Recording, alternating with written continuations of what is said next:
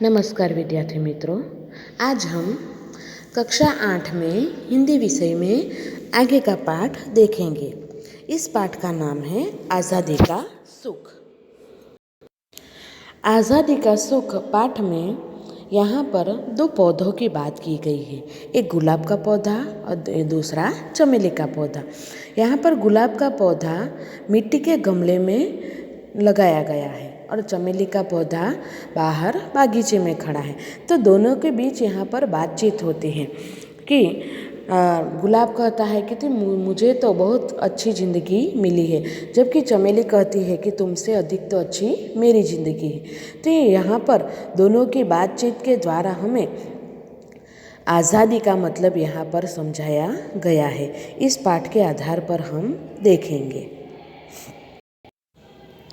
हमारे पाठ का नाम है आज़ादी का सुख। अरे बहन चमेली, तुम्हारे पत्ते आज मुरझाए से क्यों लग रहे हैं? बरामदे पर रखे गमले में शान से खड़े गुलाब के पौधे ने क्यारी में खड़े चमेली के पौधे से पूछा। अरे कुछ नहीं भाई, आज धूप काफ़ी तेज है ना, इसलिए मेरे पत्ते थोड़े कुमलाए से हैं। सूरज ढलते ही मैं फिर तरोताज़ा हो जाऊंगी, चमेली ने मुस्कुराते हुए कहा। यहाँ पर जो गमले में खड़ा जो गुलाब का पौधा है वो चमेली से कहता है कि तुम्हारे पत्ते आज मुरझाए से क्यों लग रहे हैं? तो चमेली ने कहा कि कुछ नहीं, ये तो काफ़ी धूप है ना सूरज की, इसके कारण मेरे पत्ते कुछ कुमला गए हैं। सूरज ढलते ही फिर से मैं तरोताज़ा हो जाऊंगी। तो गुलाब हंसने लगता है, हा हा हा, मेरे तो मज़े हैं। वो कहता है कि मुझे तो बहुत अच्छा मज़ा आ रहा है। मैं खूबसूरत गमले में रहता हूँ, तेज धूप मेरा कुछ नहीं बिगाड़ सकती। तुम तो एक जगह पर पड़ी रहती हो। मैं तो कभी सुबह की धूप खाने तेरे पास क्यारी में लाया जाता हूँ, कभी सीढ़ी पर रहता हूँ तो कभी छत पर भी। वहाँ से तो मैं शहर के नज़ारे भी देखता हूँ। गुलाब ने चमेली पर हंसते हुए कहा। गुलाब ने चमेली से कहा कि मैं तो खूबसूरत एक गमले में रहता हूँ और तू तो पूरा दिन धूप में खड़ी रहती है।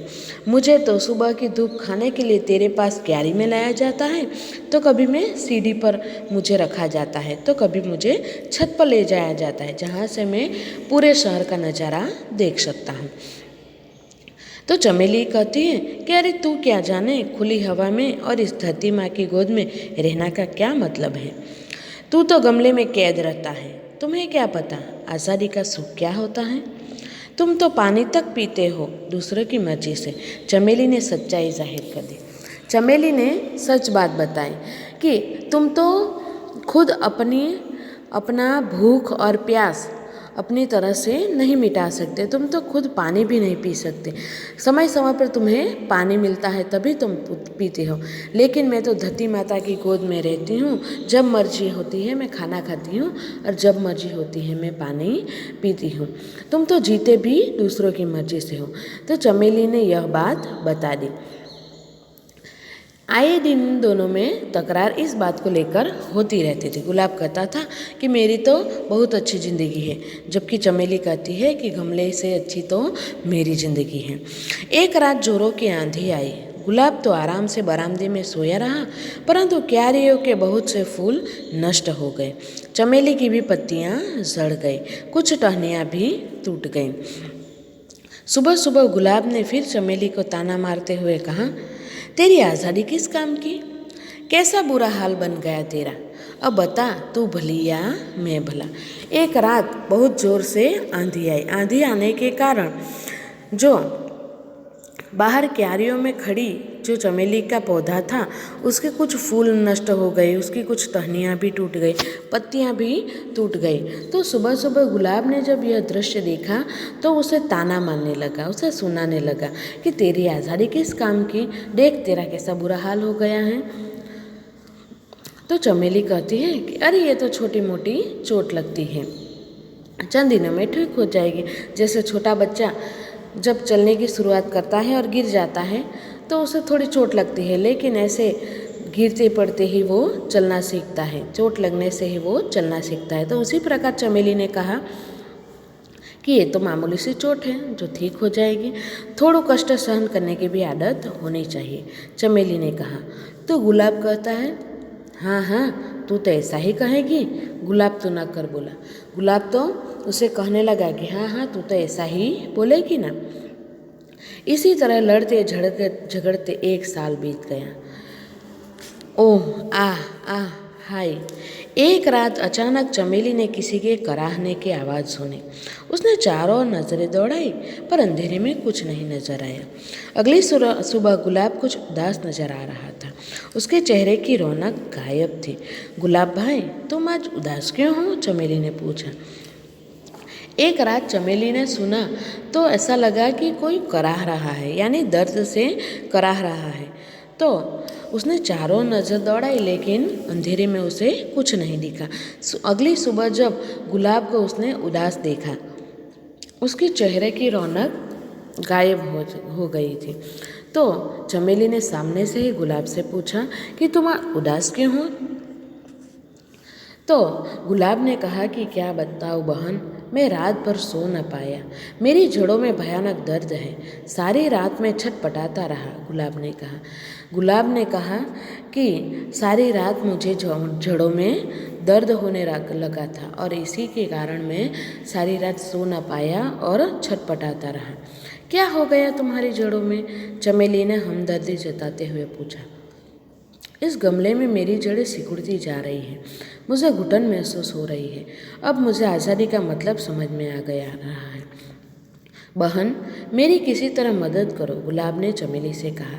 अब गुलाब उसे कहता है कि कुछ बात नहीं, लेकिन मेरी जड़ें अब बड़ी हो रही है। इस गमले में जगह कम पड़ने के कारण अब मुझे घुटन हो रही है। मेरी जड़ों में मुझे दर्द हो रहा है।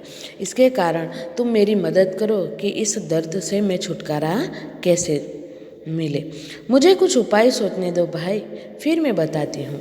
चमेली ने शांति से उसे जवाब दिया कि थोड़ा मुझे सोचने दो, उसके बाद मैं तुम्हें बताती हूँ। तो चमेली ने कहा। काफ़ी सोचने के बाद गुलाब को रास्ता सुझाया। भाई तुम अपनी सारी ताकत जड़ों में लगा दो ताकि ये गमले को तोड़ सके। एक बार गमला टूट जाए तुम्हें आज़ादी मिल जाएगी। चमेली ने कहा कि तुम में जितनी भी ताकत हो उतनी ताकत लगाओ और इस गमले को तोड़ दो। एक बार यह गमला टूट जाएगा तो तुम्हें आज़ादी भी मिल जाएगी। तो गुलाब कहता है कि नहीं बहन, मुझसे यह नहीं हो पाएगा। गुलाब उदास होकर बोला। अरे कोशिश करके तो देखो, मिट्टी का ही तो गमला है, चमेली ने समझाया। चमेली ने कहा कि कोई बात नहीं, तुम कोशिश तो करो, कोशिश करने से शायद तुम्हें आज़ादी मिल जाए। तो गुलाब ने अपनी सारी ताकत जड़ों में लगा दी। कुछ ही दिनों में गमले के 2 टुकड़े हो गए। शाम को माली फूलों में पानी देने आया तो गमले को टूटा हुआ देखकर फौरन गुलाब को उठाया और क्यारी में ले जाकर लगा दिया। कुछ ही दिनों में गुलाब पर फिर से हरियाली छा गई। फूलों से वह लद गया, वह खुशी से झूम रहा था। इस प्रकार चमेली की बात सुनकर गुलाब को आज़ादी का मतलब समझ में आया और उसकी वजह से उसे जो घुटन महसूस हो रही थी उससे उसको राहत मिल गई थी। तो हमें भी गुलाब ने चमेली का धन्यवाद किया। तो हमारा भी यही कर्तव्य है कि हम भी आज़ादी का मतलब समझें। हमारे देश को आज़ादी मिली है तो हमारे देश के इस आज़ादी को, अमूल्य आज़ादी को हम संभाल के रखें, उसे बचाने का प्रयत्न करें। जिस प्रकार किसी आदमी को एक कमरे में कैद कर दिया जाए, उसे खाना पीना उसकी सारी चीज़ उसे दी जाए, लेकिन उसे कहा जाए कि कमरे से बाहर नहीं निकलना है, तो कुछ दिन तो उसे अच्छा लगेगा, लेकिन बाद में उसे उस कमरे में घुटन महसूस होने लगेगी। उसे ऐसा महसूस होगा कि मैं कब कमरे से बाहर जाऊं। उसे आज़ाद होने का प्रयत्न वो करता है।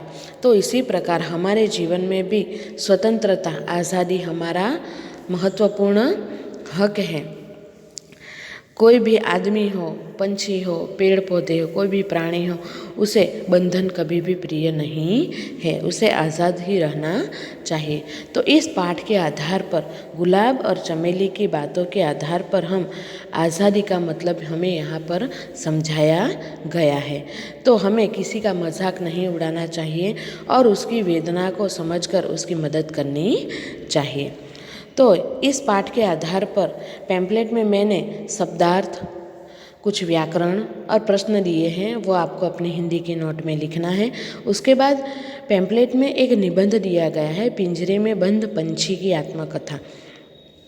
यानी एक पंछी होता है, हम तोते को पालते हैं या फिर कोई चिड़िया होती है उसे पालते हैं, तो उसे पिंजरे में बंद रखते हैं, तो हमें खुशी होती है उसे बंद करते हैं, लेकिन उसे उस पिंजरे में कैसा महसूस होता है वो हमें कभी भी पता नहीं चलता।